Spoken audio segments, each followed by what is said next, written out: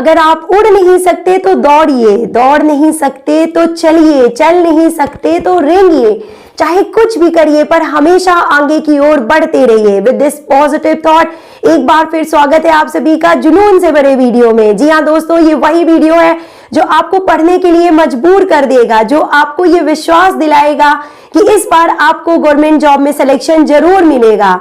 जी हाँ दोस्तों, क्योंकि गवर्नमेंट जॉब हासिल करना आप सभी का सपना है, मुझे पता है, और आप इसके लिए लगातार प्रयास कर रहे हैं।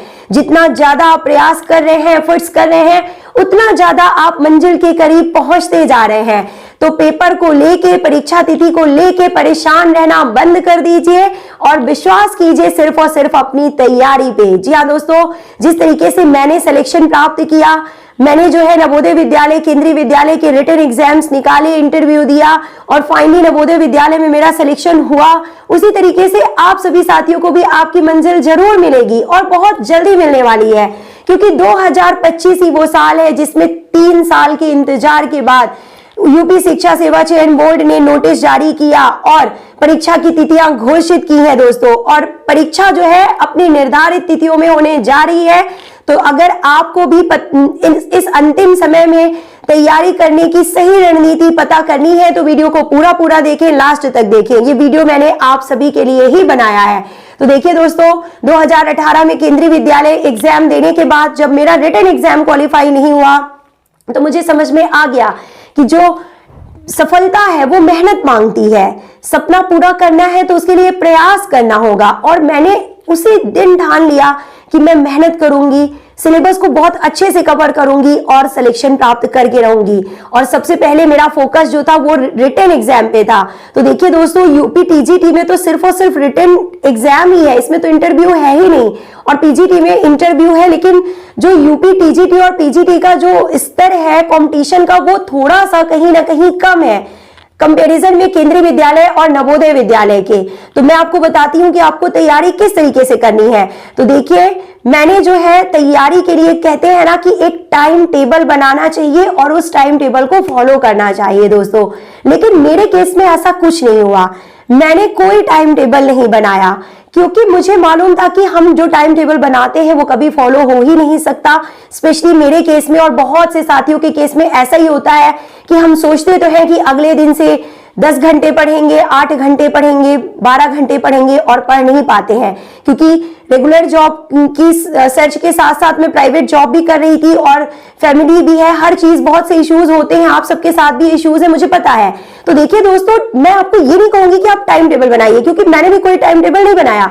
लेकिन जब कभी भी आपको टाइम मिले, जहां कहीं भी आपको टाइम मिले, वो आपको अपने सिलेबस को देना है, वो आपको अपनी बुक्स को देना है। ठीक ऐसा ही मैंने किया।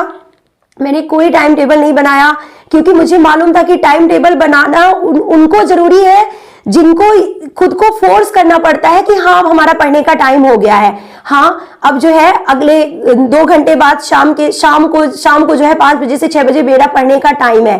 टाइम टेबल बनाने की जरूरत उनको है जिनको ये लगता है कि हाँ, अब सुबह के 8 बज गए हैं, 8 से 10 मेरा पढ़ने का टाइम है। टाइम टेबल की जरूरत उनको होती है दोस्तों। टाइम टेबल की जरूरत मुझे इसलिए नहीं पड़ी क्योंकि मेरे लिए हर वो फ्री जो था, मेरा टाइम टेबल था जो मुझे मिलता था। जो थोड़ा सा भी समय मुझे मिला वो हमेशा मैंने अपनी किताबों में लगाया, चाहे वो सुबह के 3:30 बजे का समय हो और चाहे वो रात के 12:30 बजे का समय हो दोस्तों। जब कभी भी मुझे फ्री टाइम मिला, और बता दूं कि साथ ही साथ दिन में भी, चाहे वो खाना बनाते समय का टाइम टेबल हो या चाहे वो बर्तन धोने का टाइम हो दोस्तों, हर वो टाइम मैंने अपने पढ़ाई में दिया जो मुझे मिला।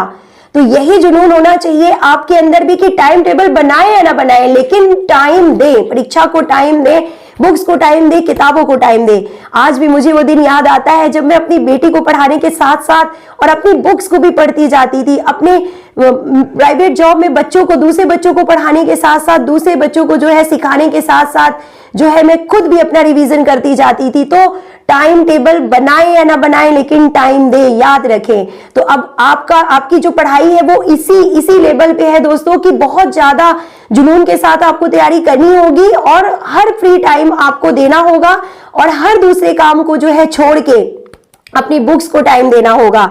दूसरा देखिए दोस्तों कि मॉक टेस्ट पेपर और ओल्ड क्वेश्चन पेपर की प्रैक्टिस, ये वो ट्रिक थी, ये वो तरीका था दोस्तों जो मैंने अपनाया और मुझे इसका बहुत ज्यादा बेनिफिट मिला और आप सभी को भी यही तरीका अपनाना है। आप सभी ये तरीका अपना रहे हैं मुझे पता है, लेकिन और ज्यादा आपको ये प्रैक्टिस तेज कर देनी है।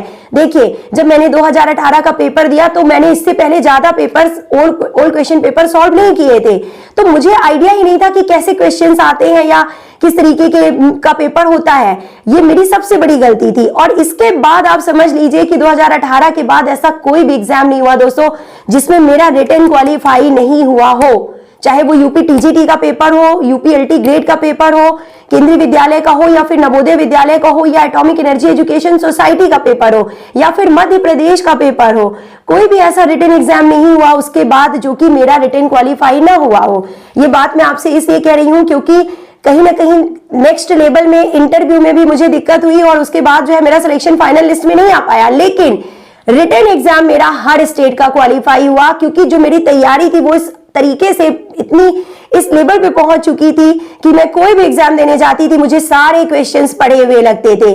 तो आपको भी ऐसी ही तैयारी करनी है, इतना ज्यादा घुस जाना है किताबों में, इतना ज्यादा खुद को डिवोट कर देना है पढ़ाई में कि आपको अपने पेपर के अलावा, अपने बुक्स के अलावा, कॉपी के अलावा और कुछ दिखाई ना दे। और ये प्रैक्टिस जिस दिन आपकी हो जाएगी उस दिन आपको सिलेक्शन प्राप्त करने से कोई नहीं रोक सकता। तो मैंने old question paper, mock test paper solve किए, उनको खुद पढ़ा, यूट्यूब में पढ़ाया, यूट्यूब पे अपलोड किया और उनको खुद भी पढ़ती रही, खुद भी सुनती रही। दूसरे काम करने के साथ साथ घर के जो काम होते हैं, छोटे छोटे काम, बड़े बड़े काम, सारे कामों को करने के साथ साथ मैं दिन भर ब्लूटूथ लगा के जो है कान में अपने खुद के पढ़ाए हुए पेपर सुनती रही। तो ये वो प्रैक्टिस होती है दोस्तों जो आपको पागल कर देती है। और जिस दिन लोग कहने लगे ना कि आप पागल हो गए हैं, उस दिन समझ लीजिए कि आप मंजिल के बहुत करीब हैं। ऐसा ही था मेरे साथ। सब लोग बोलते थे कि ये तो मतलब बिल्कुल जो है इसको इतना ज्यादा गवर्नमेंट जॉब का जुनून हो चुका है कि ये अब बिना गवर्नमेंट जॉब के नहीं रह सकती और हासिल करके ही रहेगी। और ऐसा ही हुआ कि 2022 नवोदय विद्यालय में मेरा सिलेक्शन हो गया। और सिलेक्शन होने के बाद भी दोस्तों मैंने जो है अभी पढ़ाई बंद नहीं की है।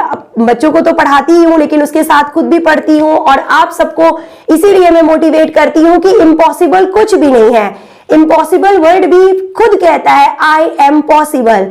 तो आप सबके लिए भी ये सब कुछ पॉसिबल होगा, आपका सपना पूरा जरूर होगा दोस्तों। बस आप लगे रहिए धैर्य के साथ, मेहनत के साथ, लगन के साथ। तो मिलते हैं नेक्स्ट वीडियो में। Till then take care, good bye, have a nice day.